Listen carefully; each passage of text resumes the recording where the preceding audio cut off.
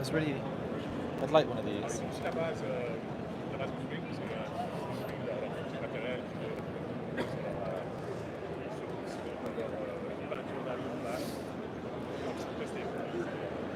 Hi to everyone watching at home. Welcome to FlightSimExpo 2025 with all of our amazing content sponsored by Meridian GMT. And we are here at the Thrustmaster booth, giving you a booth tour of everything we have on show here. Jordan's also going to give me a helping hand as well because, Because some of it's military. Because some of it's military, and I'll be honest, that is my Achilles heel in flight simulation. So yeah, so what's really cool about the Thrustmaster booth this year is they've kind of got all these different sections depending on because Thrustmaster are known for their diverse range of different types of products, and yeah, they've split their booth up a little bit this year to really cater to that, and obviously help people get to grips with exactly what they've got. And yeah, so here we've got their civilian range of stuff. So at the very beginning here, this is something that we've seen a few times already. It's out. It's probably my favorite piece of Thrustmaster kit, which is the Boeing. Yeah, I'm not going to pull too hard. I've only got one hand. Maybe you can have a go, Jordan. I'll rip it down for you. What's really interesting is I've only ever tried it at shows. So I've not spent a lot of time with the Boeing version. I've spent a lot of time with their Airbus kit. But there seems to be quite a big difference in feel to the Boeing stuff and the quality of the Airbus stuff. But this is it's just awesome being able to feel a proper Boeing yoke, and it's sponsored. They've got the go ahead from Boeing to really create a product like this.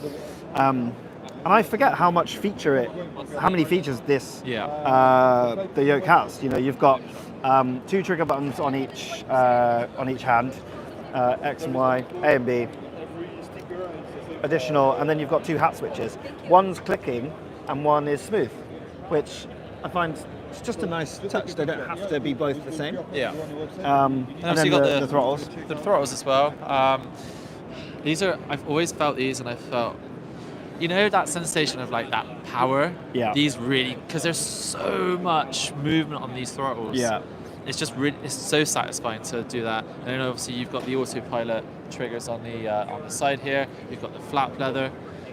There's no kind of pulling up to move it, which is something I think some Boeing advocates would really want to have, and especially that kind of tactile feeling of when you pull it in and stuff. But again, for what you're using for, and then you've got the autopilot configuration stuff down here, so you can choose between your speed, your heading, your altitude, and then just control the autopilot from here without having to use your finger on your mouse and stuff all the time. And what I really love is that Thrustmaster have taken what they've known from making input peripherals for Xbox and games consoles, and not dumbed anything down for their Xbox range. No. This is so similar, if not exactly the same feeling and input that you would get from their PC version. Yep. But it means that if you prefer to fly on Xbox, you're not getting a lesser product. No. And we tend to see lots of hardware manufacturers make entry-level products for Xbox, and then Stuff specific for PC. Stuff specific for PC. Whereas this stuff is carbon copy. It's so good. Yeah. And I can imagine lots of people, sitting on their sofa or at their desk using Xbox, and then still being able to have really great peripherals for casual flying, really. 100%. And speaking of casual flying, I mean, this is something that Thrustmaster have had for years and years and years and years. And even before the Airbus variant of this stick, it's basically a reskinned version of what they've had for years. And I know it's not to everyone's taste, but it's tried and tested. Yep. It's such a great entry-level stick. It was probably one of the first types of sticks I ever had as well. But we've seen that. And then this bad boy next to it, the new Microsoft Flight Simulator styled one. I still have this. Not this one, an older model of it from about 10 years ago. Yeah. And only now am I having to really consider I probably should get something new for my flying. But it's so versatile. It's great because you can split them in half or have it as one unit. It feels great. It's super ergonomic, even for left-handed, right-handed people. And you've got just an array of buttons. And my favorite thing, still got it, is this here, this little kind of slider here. It's perfect for acting as a tiller when you're taxiing. Yeah. My favourite thing on this is the detent. You know, it's really noticeable, and you don't feel like you're going to go past it and slip into reverse thrust when you want to idle. It's really kind of noticeable, and it has a little bit of give, but I suppose real aircraft have a little bit of give when they're sat in the detent, and then you kind of have to give it a little pull to get into reverse thrust. And even you can go idle thrust on an entry level stick. I think that's really cool. So the way I've got it set up at home is, especially for Airbus flying, like, so this is just idle. I use F2 for reverse, don't judge me. But then when it is in the detent, that's when it's kind of in the cruise phase and stuff as well. But yeah, it's tried and tested. How much are we selling it for here today? $109, $110 normally, but at the show, if you're at the show and just watching this live, $88, you can take one away. I think that's pretty reasonable for this. I haven't seen. I think this is their space related stuff. Definitely has a space feel. It's not based on a fighter jet, as far as I'm aware, but it looks really cool. It looks really funky. Super sturdy. Like, one of my biggest complaints about any joysticks is when you pull back and it flings up. This does not. It's such a sturdy base, and it's got these kind of legs that kind of prevent you from doing that, which I think is really helpful. Yeah, this is definitely space stuff. It's super futuristic. I love the color and paint scheme. If you're watching this and you know exactly what this is, please tell us. Yeah, drop us a note in the comments if it's based on a spacecraft itself. But you've got additional functions. Let's turn it around. So you've got a double trigger at the top, which is always helpful, and then we've got like a little finger switch just here. But it's also a little hat switch, it looks like. Nice and ergonomic, I think. And it's got a scroll wheel, which actually is really useful. You typically find scroll wheels on the high-end stuff that we're about to have a look at, but having a scroll wheel, you can have it as trim, zoom, all sorts of things. Or even if you're just trying to adjust your autopilot real quick. Yeah. And I think that's why it's spacey, because it's to do with all of that. You can talk about these things. I'll talk about these because we'll come back to them. Well, you've had yours for years. I've had these for ages. I would say a good 6 years. I've had to give them up through moving house. Thank you for that, by the way. You're welcome. But honestly, we don't have favorites, but I have been personally using these ones for many, many years. They are a big, bulky piece of flight sim hardware, but they are truly a wonderful piece of kit for a pair of rudder pedals. They are super sturdy. They are very comfortable. You get a lot of movement when you are pushing on the rudders. The brakes themselves, you get a lot of movement there too. And again, the build quality is super sturdy.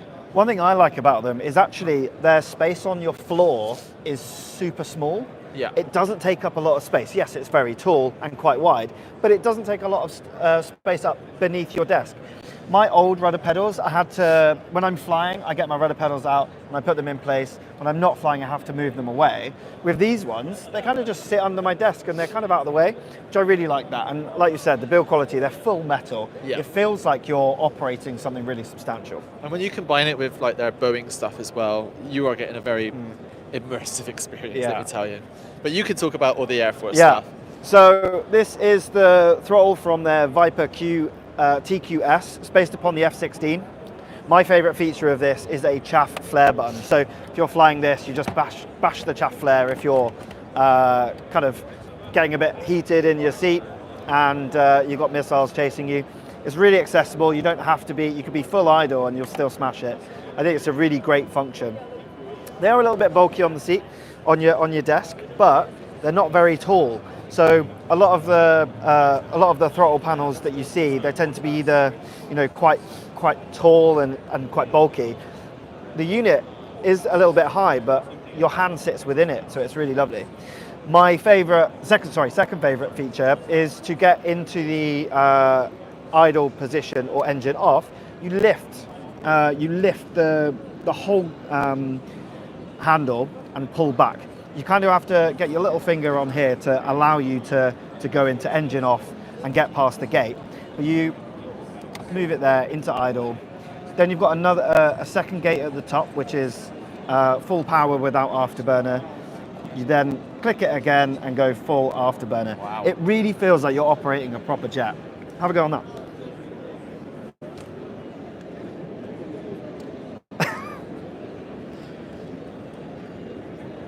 And then kind of twist your hand that way. Oh wow. It's full metal construction as well, so very similar to the actual F-16. You've also got a full functionality panel below as well, including landing gear lever. Oh my god, wow. Tell us, Callum. That is a switch.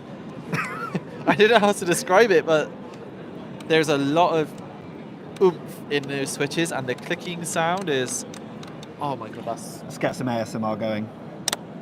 Oh, wow. What's that? Oh, hang on. so your landing gear lever, you'll have to pull up Yeah. to get past another gate. Again, we're seeing these gate functionalities on so many bits of hardware recently, and it just elevates the piece of hardware to the next level. The TQS from Thrustmaster, normally $600, but it's over $100 off this weekend. Then moving on, we've got their Ava base with their F-18 Super Hornet stick. There is absolutely zero null zone in this. It is totally, there's no kind of, it doesn't lock into the zero position. It's really fluid, and you get a bit more resistance the further you come back, just like the real aircraft.